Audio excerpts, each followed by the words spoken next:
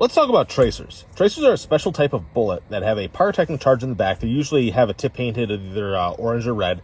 And what they do is they trace the trajectory of fire. So you load them into a belt of ammunition so that when the tracer goes, you have a bright red beam that marks the trajectory of your shots, which is particularly useful for our machine gun teams because they're usually rattling off like 5 to 10 rounds of a belt-fed ammunition. There's a lot of recoil, there's a lot of movement. It is helpful to have that extra assistance so that their assistant gunner or their team leader can help adjust fire and get it on target with the enemies.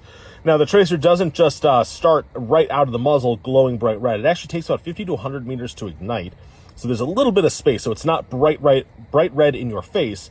It takes a little bit of time, and then it will burn out at about 800 meters, give or take, depending on the cartridge, but 800 meters is a good rule of thumb. So if you're shooting at really extended ranges, the tracers may not get you all the way there, but it's still a lot more useful than not having it for both night operations and daytime stuff, because they burn very, very bright.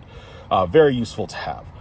But as the old adage says, tracers work both ways. And if you can see the bright red going out, the enemy can probably see that bright red coming towards them. So they can use that to identify where your key weapon systems are and return fire and get targets on that stuff. So we want to make sure that we're not completely overdoing it with tracers. There's a reason we don't load up our whole belt full of tracers. Typically what you do is you have tracers loaded at a 4-to-1 ratio as shown here, where we have 4 normal rounds, armor piercing, whatever you need, and then 1 tracer. 4 normal rounds, 1 armor piercing. And that lets you have maximum lethality of whatever duty ammunition you need.